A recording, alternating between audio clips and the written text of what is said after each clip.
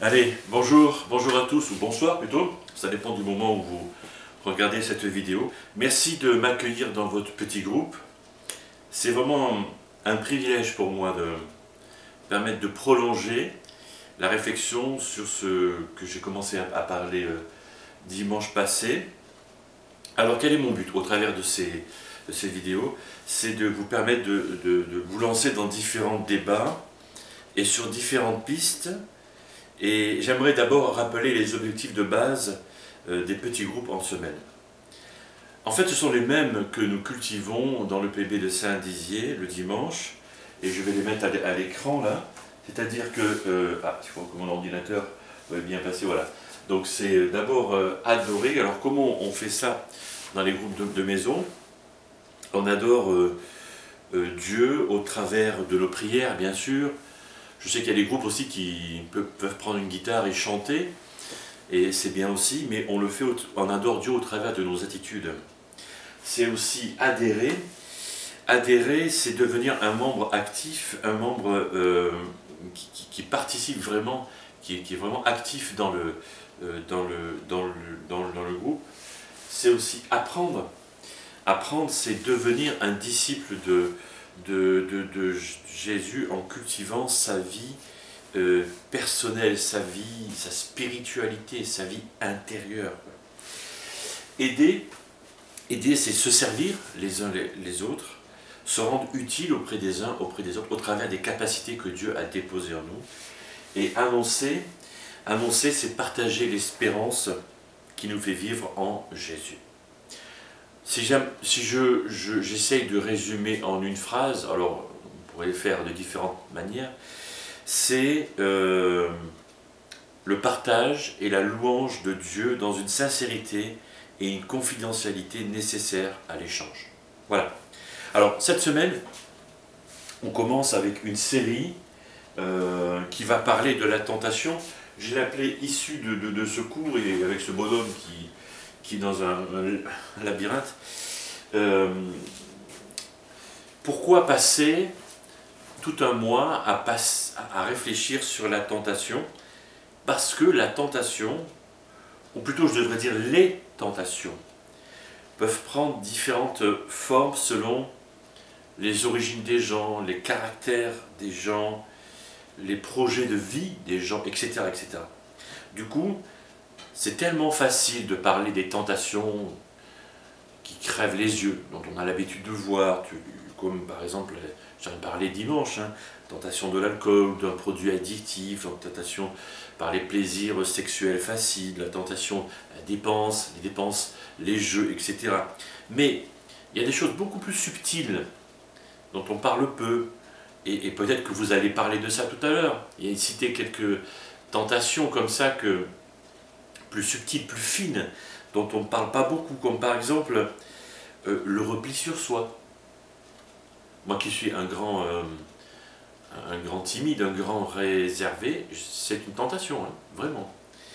Mais ça peut être le contraire aussi, être tenté de se montrer toujours présent pour quelqu'un qui a ça dans son caractère. Ou être tenté par, quelque part, notre égoïsme naturel. Voilà. Ou être tenté par la méchanceté, etc. etc. Mais voilà, vous aurez l'occasion, voilà déjà un sujet de débat, quels sont les types de tentations qui collent finalement aux défauts de nos caractères différents. Dans ma prédication, j'ai donné comme définition à la tentation, c'est tout ce qui promet notre satisfaction au détriment de notre obéissance à Dieu. Et une autre question, un autre sujet de débat serait de partager dans votre petit groupe, chez vous, chez toi, personnellement, à quoi correspond cette définition-là. Alors, évidemment, là on rentre dans l'intimité, et on peut partager que si on se sent à l'aise, bien entendu. Mais si vous l'êtes, voilà, qu'est-ce qui te contraint dans ta personnalité à désobéir à Dieu pour la recherche de ton propre bonheur, c'est ça, ta propre satisfaction, quoi.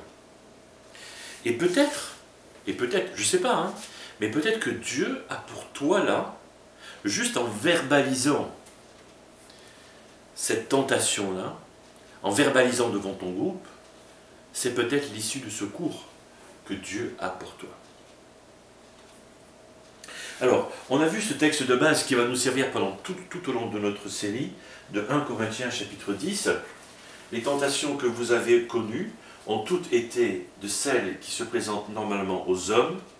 Dieu est fidèle à ses promesses, et il ne permettra pas que vous soyez tentés au-delà de vos forces, mais au moment où surviendra la tentation, il vous donnera la force de la supporter et ainsi le moyen d'en sortir.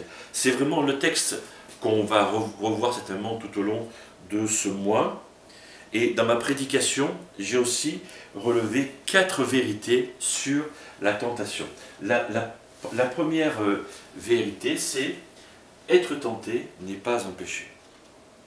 J'ai cité Hébreux 4. Nous n'avons pas un grand prêtre, et là l'auteur du livre des Hébreux parle de Jésus-Christ. Nous n'avons pas un grand prêtre incapable de souffrir avec nous, donc ça veut dire qu'il est capable de souffrir avec nous, de nos faiblesses.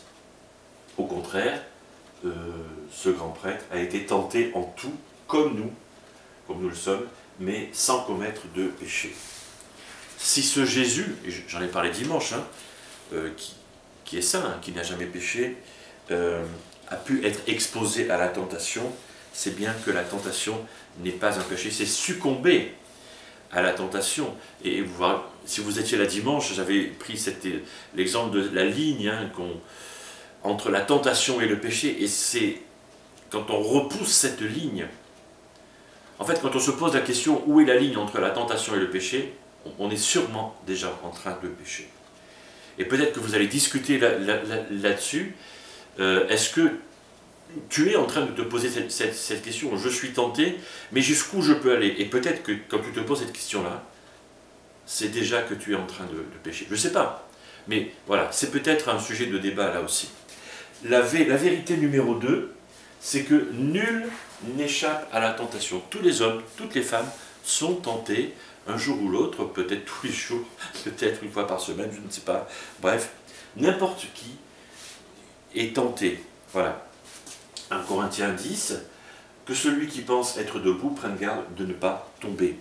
Parfois, on se croit, on se sent supérieur, tu vois, on se sent bien, ouais, là je suis bien, tout va bien dans ma vie, spirituellement, je suis costaud. Attention, attention, parce que c'est dans ces moments-là que on risque, et à tous les coups, on tombe.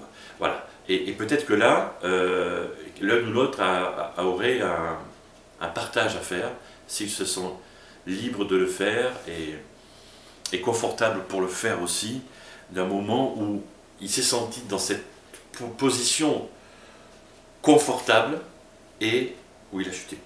Voilà. Et ça pourrait aider quelqu'un d'autre, justement, à faire attention et de ne pas chuter à son tour. La vérité numéro 3, c'est que Dieu ne nous tente jamais. Et Jacques le dit, c'est un texte, moi j'aime bien cette lettre de Jacques parce qu'elle est très, comment je peux dire, franche, directe, et elle est facile à comprendre en fait. Je ne dis pas facile à mettre en pratique, mais facile à comprendre. Voilà ce qu'il dit dans le premier chapitre, versets 12 et 13. Si quelqu'un est tenté, d'ailleurs, vous contrôlez hein, dans vos Bibles, si c'est 12 et 13, vous vous rappelez que dimanche, je ne me rappelle plus, je n'ai pas contrôlé d'ailleurs, hein. Si c'est 12 et 13 ou 13 ou 14, vous allez le faire. Hein. Si quelqu'un est tenté, qu'il ne dise pas « c'est Dieu qui me tente », car Dieu ne peut pas être tenté de mal faire, et il ne tente lui-même personne. En réalité, tout être humain est tenté quand il se laisse entraîner et prendre au piège par ses propres désirs. Autrement dit, l'auteur dit que nous n'avons besoin de personne pour être tentés, ni Dieu, ni diable en fait. on se laisse tenter par soi-même, par nos propres désirs. On n'a besoin de personne pour ça, on se débrouille. Et honnêtement, essayez de faire une introspection, de voir en vous-même, et vous allez voir, honnêtement, que on n'a besoin de personne pour être, et pour se laisser tenter, et pour succomber à la tentation.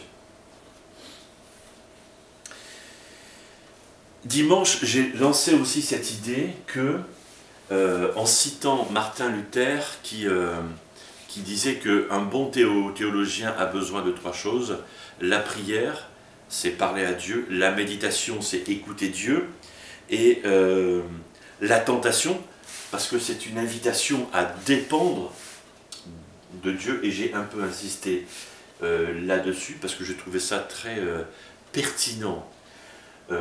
La tentation est une invitation à dépendre de Jésus. Réfléchissez à ça, et peut-être vous allez débattre là-dessus.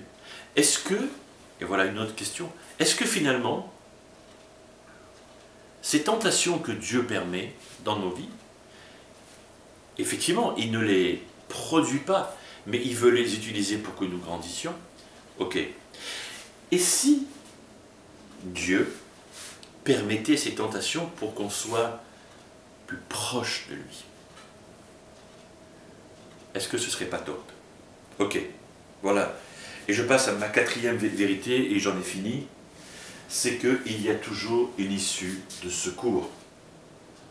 Et je cite le même verset qu'au début. Pourquoi? Parce que Dieu est fidèle.